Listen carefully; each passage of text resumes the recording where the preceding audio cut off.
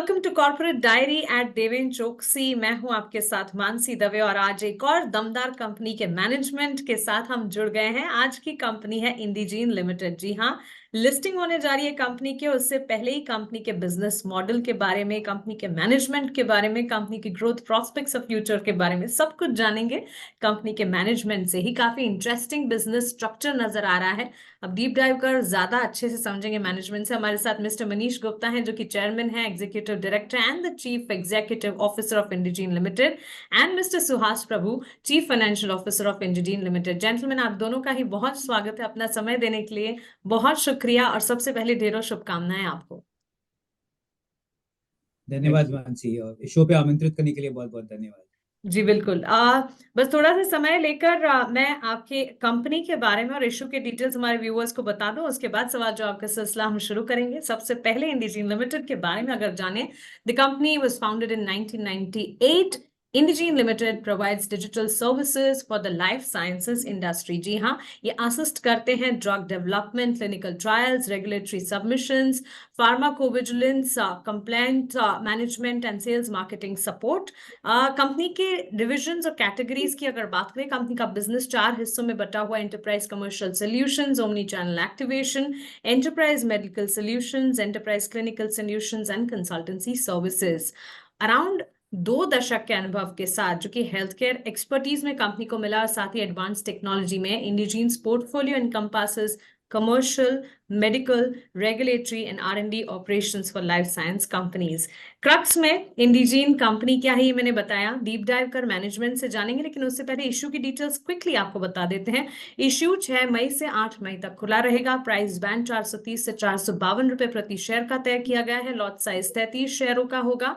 Issue size 1842 crore का है, जिसमें से फ्रेश इशू 760 करोड़ का और ऑफर फॉर सेल 1082 करोड़ का है। तो चलिए, इशू की डिटेल्स और कंपनी की डिटेल्स आपने जानी। अब मैनेजमेंट से जुड़ते हैं और उनसे समझते हैं कि इशू से किस तरह की एक्सपेक्टेशंस हैं, आगे कंपनी की ग्रोथ ट्रिगर्स क्या है, प्रोस्पेक्ट्स क्या है, ग्रोथ एंड एक्सपेंशन को लेकर क्या सोच विचार कर रही है कंपनी।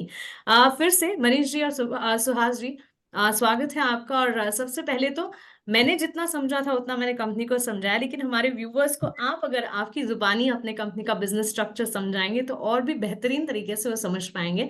तो आपका बिजनेस आपकी जुबानी। मनीष जी, आपसे शुरुआत करेंगे, बताएं। श्योर, बहुत बहुत धन्यवाद।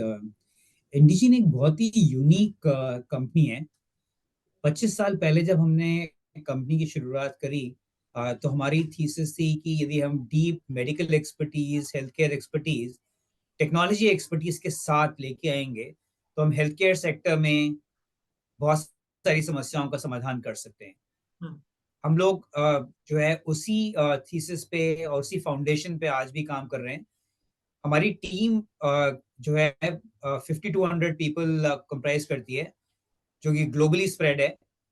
उस 5200 में 20% मेडिकल बैकग्राउंड से लोग आते हैं। Medical doctors, PhDs, pharmacologist. ये लोग एक तरफ तो data scientist, data engineers, software engineers, analytics professional के साथ काम कर रहे हैं, जो कि सब हमारी टीम के पार्ट हैं। और दूसरी तरफ brand strategist, brand planners, omni channel orchestrators, digital specialist, modeller content specialist, creator directors, ऐसे प्रोफाइल्स के साथ काम कर रहे हैं। मार्केट में आज हमें एक डिजिटल फर्स्ट कमर्शलाइजेशन पार्टनर के रूप में जाना जाता है। Digital first commercialisation partner to the global life science industry. Global life science industry से हमारा मतलब है pharmaceutical companies, med device companies और उभरती हुई बायोटेक कंपनीज। ये ब्रॉड हमारा क्लाइंट कवरेज है।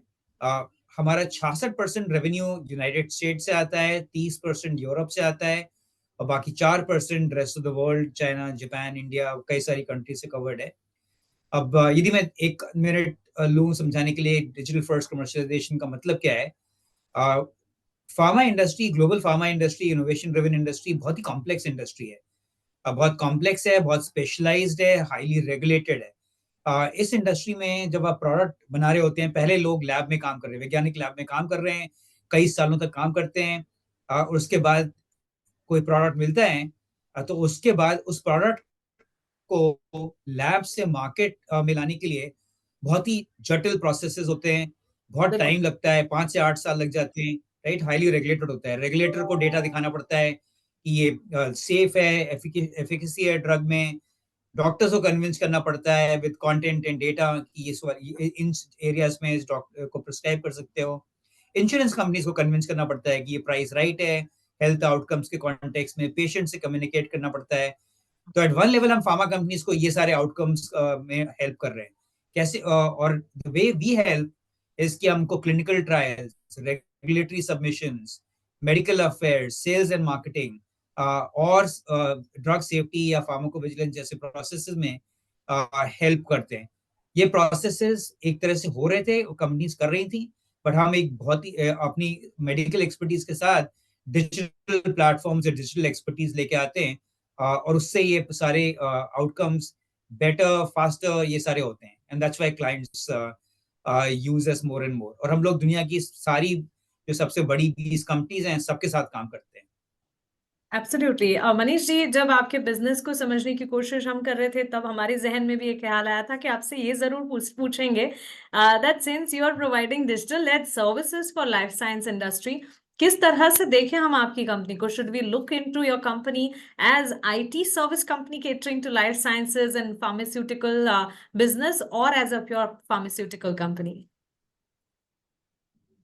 सी द रियलिटी इज कि जैसे मैंने बोला, हम यूनिक कंपनी है। आईटी सर्विसेज तो नहीं होगा, क्योंकि हम लोग जो है आईटी सर्विसेज टिपिकली सीआईओ के साथ काम करती हैं, राइट?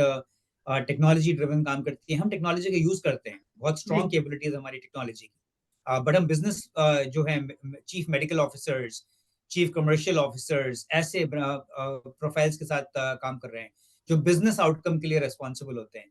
करेक्ट। तो to that extent we are very different from an IT company, और स्किल्स और एक्सपर्टीज में भी दिखाई देता है वो।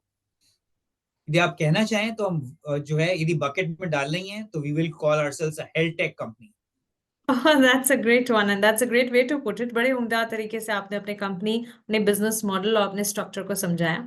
सुहास जी, आपसे जानना चाहूंगी, टॉप लाइन और बॉटम लाइन की अगर बात करें, वहां पर भी सिग्निफिकेंट ग्रोथ देखने को मिला है। From FY21 to 9 months FY24 अगर देखें, मुनाफे के फ्रंट पर करीब 149 करोड़ का मुनाफा जहां FY21 में नजर आ रहा था, 2023 तक ये आंकड़ा 241 करोड़ 241 करोड़ पर जाता हुआ दिख चुका है। So can you please highlight the growth drivers behind this quantum leap and what kind of growth you're eyeing in the coming years for the business?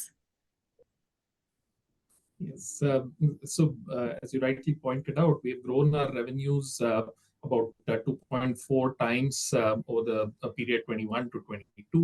Even in the current year, the 9-month financials that are available, we have grown at a 15% year-on-year growth rate. And while we have grown our revenues at a fast clip, we have also grown our margins over this period. In FY22, our EBITDA margins were 18.8%, and the latest period, the 9-month period ending December 23, we have clocked 21.9%. So there's been a continuous growth in the EBITDA profile coming from various things coming together, right? Our employee productivity has increased, technology that we use has matured and is playing a bigger role in helping deliver better outcomes, and not just to our customers, but also on the margin front. On the PAT front, back in 2022, we took a loan of $48 million. And with the interest rates that have increased over the last few quarters now, the interest cost has gone up, and therefore the margin rate at a PAT level has slightly dropped from 13% to 12.6% in the last 9-month period. But I would also like to highlight that the offer, the public offer, the fresh proceeds of 760 crores, a part of it, 391 crores approximately, is for repayment of this loan, post which we will become a zero debt company. and the interest cost would also go down to zero, and this should have a favorable impact on our PAT margins, and even that should be largely in the direction of the growth of our EBITDA margins. So that's what we are looking forward to. Absolutely debt levels की आपने बात की, इस पर भी आगे बात करेंगे, लेकिन मनीष जी, ज्योग्राफिक एक्सपोजर की अगर बात करें, there is a high concentration, particularly सिर्फ देश में ही नहीं विदेश में भी कंपनी का बिजनेस फैला हुआ है, and particularly North America and Europe. दो आप ऑपरेट करते हैं एक डिफेंसिव सेक्टर में which is immune to cyclical downturns, but आपकी विजिबिलिटी क्या है फ्रॉम दीज ज्योग्राफीज, क्योंकि काफी ज्यादा बातचीत इन दिनों स्टिकी इन्फ्लेशन की भी हो रही है। So how do you see the business overseas? Aman ji, हमारा जो बिजनेस है वो बेसिकली जो स्पेंड्स हैं फार्मा इंडस्ट्री में उसको मिरर करता है। सारे इन प्रोसेसेस में clinical trials to sales and marketing and pharmacovigilance, including regulatory and medical affairs. If you see the breakup, 65% spend north America में, हमारा 66% रेवेन्यू नॉर्थ अमेरिका से आता है। 25% स्पेंड यूरोप से, हमारा 30% रेवेन्यू यूरोप से आता है। सो टू दैट एक्सटेंट हमारा जो रेवेन्यूज है वो ग्लोबल स्पेंड्स को मिरर करता है। तो हमारा एक्सपीरियंस 25 साल से ये है कि ये इंडस्ट्री काफी इम्यून है इकोनॉमिक्स साइकिल्स को, और जो इस तरह का हम काम करते हैं वो डिस्क्रिशनरी नहीं है, राइट? ऐसा नहीं है कि कोई इंटरेस्टिंग प्रोजेक्ट कर रहे हो, रेगुलेटर्स को फाइलिंग करनी है, अपने कस्टमर्स को आउटरीच करना है, ये काम फार्मा कंपनीज को करना पड़ता है, right? It's non discretionary in nature, और हर साल होता है। तो दैट्स व्हाई हमारा रिकरिंग रेवेन्यू का परसेंटेज बहुत हाई है to that extent. Absolutely, I hear you there, Manish ji. Again, Suhas, debt levels का जिक्र किया था आपने। अगर डेट लेवल्स की ही बात करें, they stand around 338 crores as of December 23, of course, which is not very high from debt to equity levels. लेकिन upcoming growth को मद्देनजर रखते हुए, where do you see your debt levels from here, given you have strong cash flow from operations, and of course, IPO के बाद, listing के बाद scenarios change होते दिखेंगे? Yes. So, as you rightly said, our debt levels currently stand at $47.2 million in US dollar term, because this is a debt in the US at a subsidiary level. And the proceeds are being allocated towards repayment of this debt. And we would be a zero debt company. And as you rightly observed, not only are we growing profitably, but also with significant cash flows. So we've been continuously generating cash over the period. And with the proceeds from the IPO and a strong cash on the balance sheet already, we do not anticipate having to do any fund raise from a debt perspective in the near future. I am sure जैसा आपने सोचा है, जिस तरह का आप आय कर रहे हैं, उसी तरह का सिनेरियो नजर भी आएगा।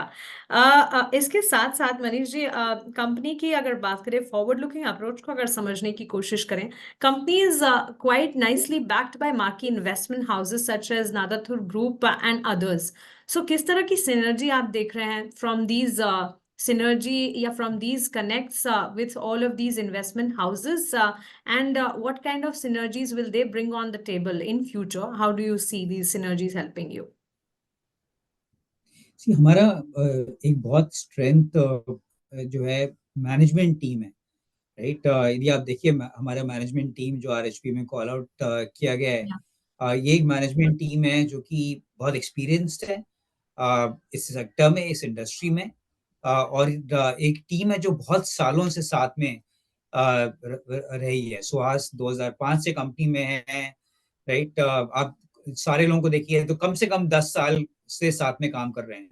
That's a big strength. हमारे पास ऑलरेडी वर्ल्ड की टॉप 20 कंपनीज हमारे कस्टमर्स हैं, राइट? तो हमारा जो फोकस होगा वो client mining, deepening our client relationships, उन सब पे होगा. Of course, we'll continue to acquire new customers. As far as investors are concerned, we have been privileged to have very marquee names, Nadaturu Group, Carlyle, Brighton Park, और इन सब ने हमें help करा है, स्पेशली acquisition candidates लाने में, right? Now deal ho and now, but we keep on getting more inputs from them. They've been supportive in the whole IPO process, and they're also long-term investors. They're thinking about us from a long-term perspective, which we are very grateful for. Absolutely. दो आखिरी सवाल आप दोनों से पूछना चाहूंगी and Suhas, if we consider your exposure from India business to the overall top line, how do you see the growth opportunities in India, and what is the kind of contribution you are targeting from India to the overall top line in the coming years, if I may ask? We see ourselves as a global provider to our customers, and we pretty much work with many of our customers across multiple markets. Many of our contracts have us covering 20, 30, 40 countries where we service our customers, reach out to the end consumers of our customers, and so on. So as the global pharma industry keeps evolving and spreading its wings wider, right, including key markets such as India, other growth markets across the globe, we see ourselves playing a more significant role even in those markets. But as Manish also mentioned, our revenues would continue to mirror the global pharma companies and their spends, and we help them, globalize their products across all these key markets. Absolutely. आखिरी सवाल आप दोनों के लिए, हमारे माध्यम से आपको सुन रहे हैं व्यूवर्स को, पोटेंशियल इन्वेस्टर्स को किस तरह का मैसेज देना चाहेंगे? मनीष, आपसे शुरुआत करते हैं। तो पहली बात, ये बहुत ही बड़ा सेक्टर है, 1.8 ट्रिलियन से ज्यादा ग्रो होकर 2 ट्रिलियन क्रॉस करेगा। बहुत ही इंपॉर्टेंट सेक्टर है हम सबके लिए। इस सेक्टर में बिग चेंजेस हो रहे हैं, ये सेक्टर ग्रो कर रहा है और ग्रो करता रहेगा because of very broad secular trends. इस सेक्टर में आउटसोर्सिंग बढ़ रही है, इस सेक्टर में companies more and more digital तरीके से काम करने की कोशिश कर रहे हैं। ये सारे ट्रेंड्स हमें फेवर करते हैं। अब इस ऐसे सेक्टर में, ऐसी अपॉर्चुनिटीज में हमारी कंपनी बहुत डीप डोमेन एक्सपर्टीज लेके आती है, टेक्नोलॉजी प्लेटफॉर्म जो हमने कई सालों से इन्वेस्टमेंट करे हैं वो लेके आती है, ऐसा कस्टमर लिस्ट जो कि बहुत ही इनविएबल है वो लेके आती है, right? A very strong management team, बाकी investors, global footprint, and also a track record of doing acquisitions successfully, tuck-in capability acquisitions successfully.